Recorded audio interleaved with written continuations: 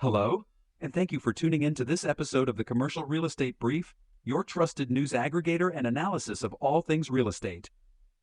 The administration has announced a plan to lower housing costs by building and preserving over 2 million new homes, providing tax credits for first-time home buyers and those selling starter homes, and lowering rental costs.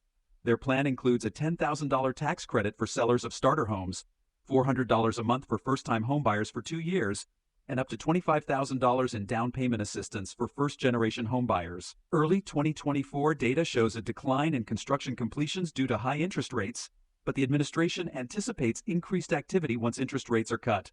The plan also includes expanding the low-income housing tax credit to build or preserve 1.2 million affordable rental units and a new neighborhood homes tax credit for 400,000 starter homes.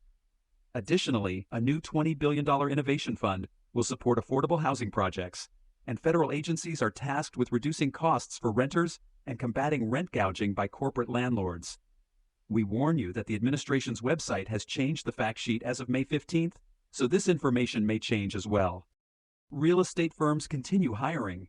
Despite a wider market decline in property sales, demand for commercial real estate professionals remains steady as companies that buy, develop, and manage real estate-related investments continue to hire selectively, focusing on middle and senior level positions with specific skills or expertise. Recruiters note that the demand is driven by the anticipation of increased activity once interest rate cuts occur, with real estate firms preparing for 2025.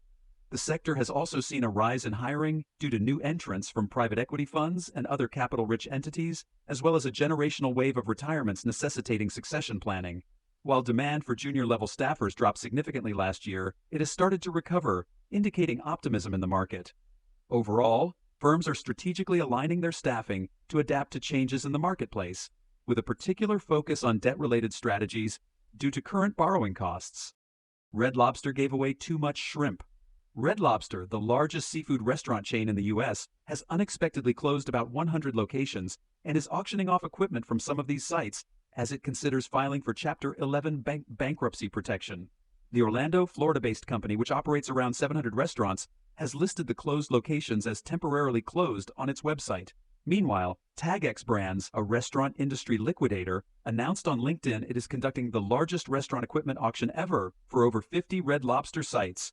With the first wave of auctions ending Thursday, each auction winner will receive the entire contents of the Red Lobster location they bid on and potentially an endless supply of shrimp. Speculation about the chain's potential bankruptcy has been circulating since April, with Bloomberg News reporting that Red Lobster was considering this move. The closures came as a surprise to many employees, and the Wall Street Journal reported that the company might file for bankruptcy as early as next week to reduce its debt.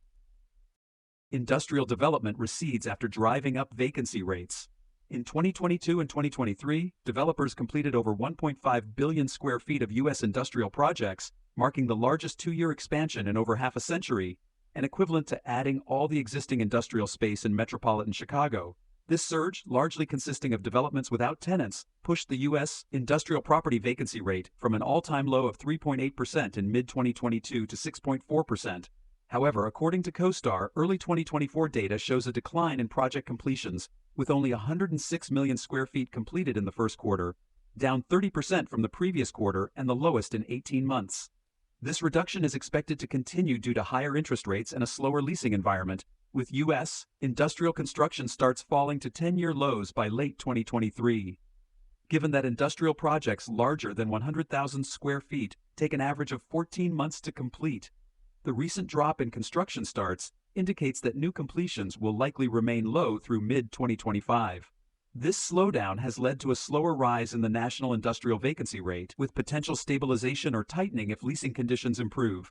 The impact varies by region, with significant pullbacks in markets like Memphis, Pennsylvania's Lehigh Valley, and Chicago, while developers in markets like Las Vegas, Phoenix, and Charlotte continue to be active, potentially slowing or increasing logistics supply growth rates in 2024.